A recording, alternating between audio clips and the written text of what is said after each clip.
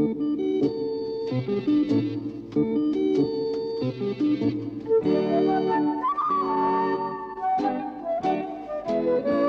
town is full of buildings, some tall, some short, some wide, and some narrow.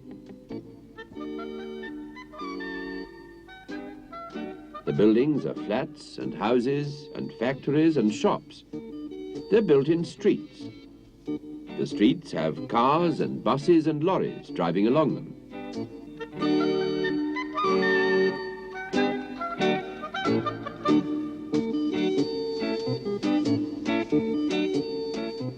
The cars and buses and the streets are full of people.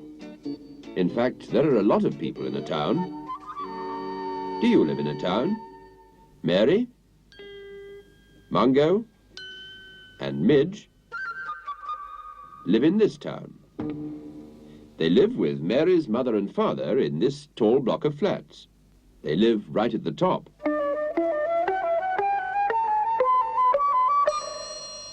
There are 8 flats built on top of each other. Mary, Mungo, and Midge live in the flat with the flowers growing in the window box. There's Mary, there's Mungo, and there's Midge.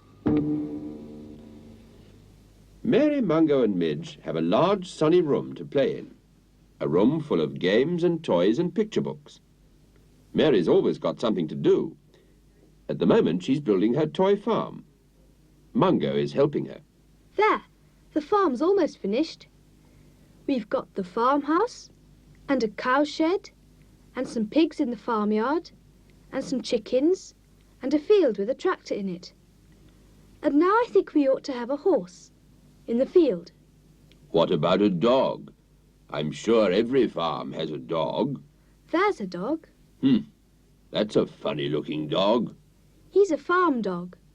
He helps the farmer bring in the cows from the field. This farm hasn't got any cows.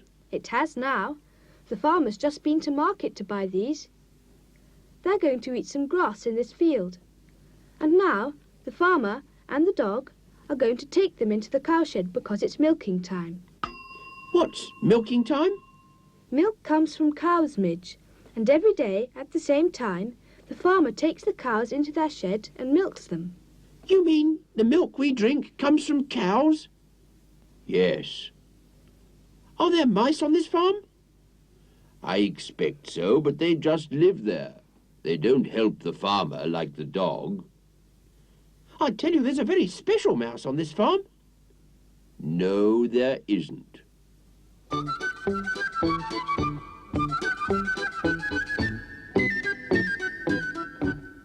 Midge Mouse is Mary's other friend. He's quite small and runs very quickly, so he's usually very difficult to find. He's probably looking for his flute. Midge likes music, but he's only learnt to play one tune so far. There he is. You listen.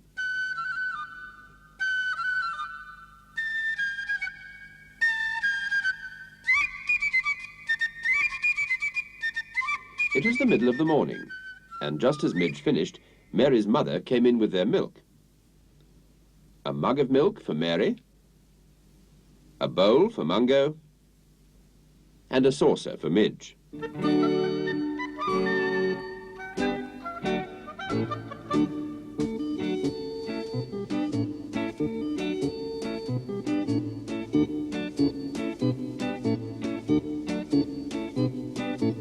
Mary's mother wanted some extra milk.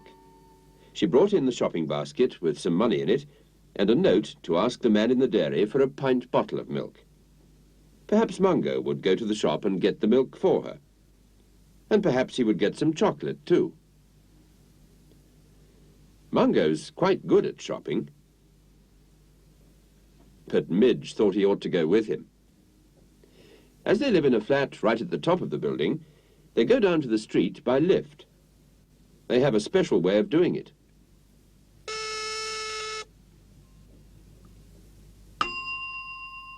Don't be long, boys.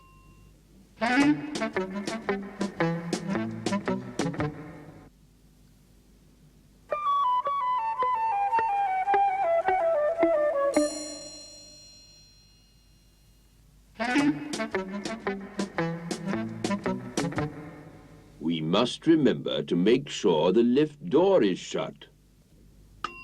But as usual, Midge was in too much of a hurry. He had seen his friend the errand boy on his bicycle. He was already on his way to the dairy. They passed the greengrocer, and the printer, and the clock shop. And they stopped when they got to the dairy. Midge couldn't buy the milk because Mungo had the money. So he waited outside, among the milk bottles. It was then that he saw the machine. It said it was a milk machine. The boy with the bicycle wanted some milk.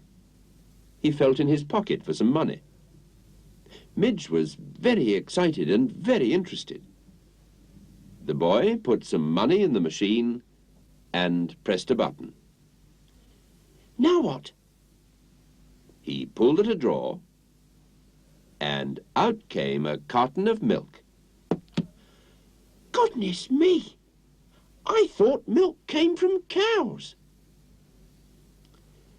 Midge knew that real cows were quite big like horses. If milk came from cows and this machine was full of milk, did it mean that a cow was kept inside the machine? Midge wondered how an animal as big as a cow could get into this machine. He was still thinking about it when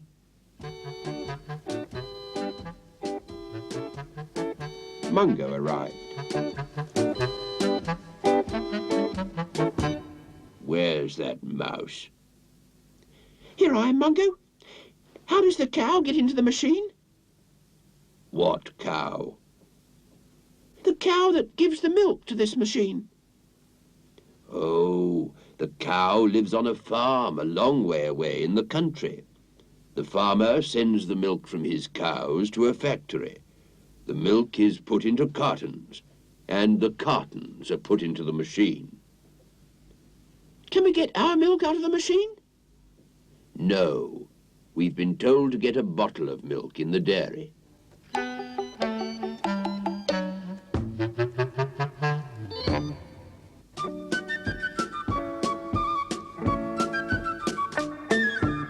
The man who serves in the shop knows Mungo.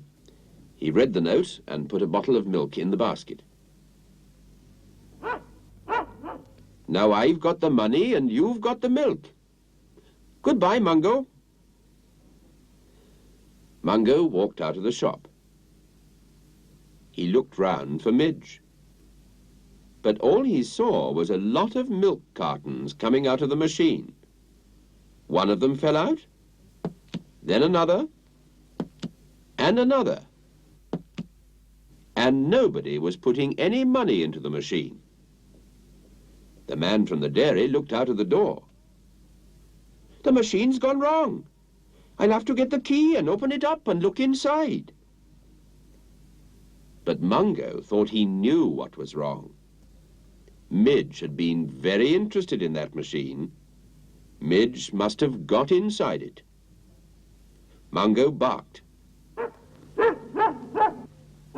Midge would hear and know that he must stop.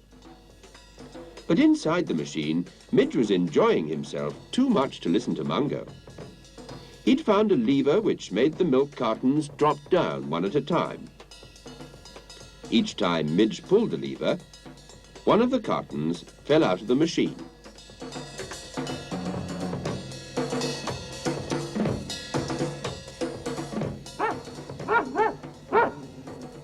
Mungo barked louder. He knew that the man would soon be back with the key to the machine.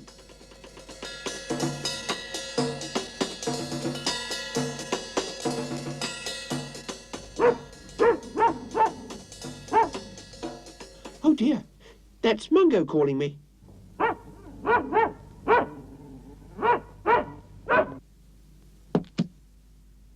"Oh, did I make all that milk come out?"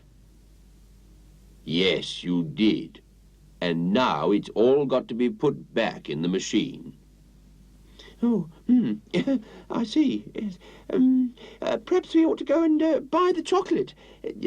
Quickly." Midge ran to the sweet shop. Outside was another machine. This one had bars of chocolate in it. Mungo remembered the chocolate machine. He must get there before Midge had time to get inside that, too. Hurry up, Mungo. Can I have some money to put in this machine? Only if you promise not to get inside it. Here you are. So, Midge jumped onto Mungo's nose, held up the money, pushed it into the machine, and out came a bar of chocolate. Then he did the same thing all over again. We've spent all the money. Now we must take these home. Yes, you can go in the basket, but mind you don't eat the chocolate.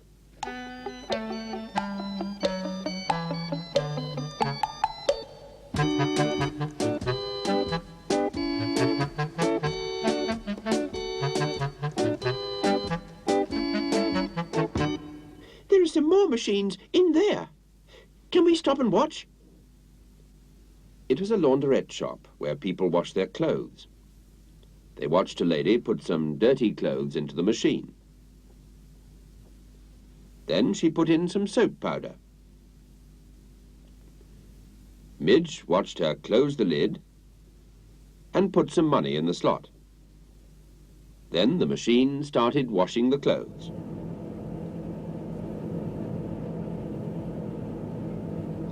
Let's go inside the shop and have a better look.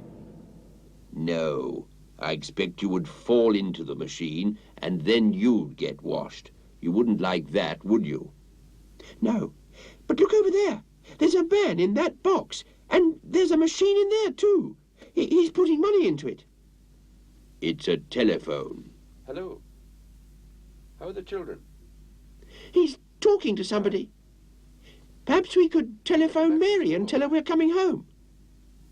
We haven't any money left, and we must hurry back with the milk and chocolate.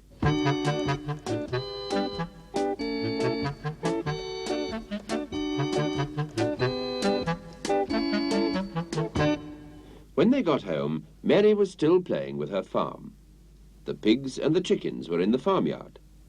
The tractor was in the field with the cows and the farmer and his dog. Hello, Mary. Hello, Midge. How did you get on? We had great fun, Mary. There was a milk machine and a... And the less said about that, the better. Here's the milk, Mary. And we saw a washing machine and a talking machine. Telephone. Telephone and... Well, Midge? And a chocolate machine. That was the best of all. Wasn't it, Mungo?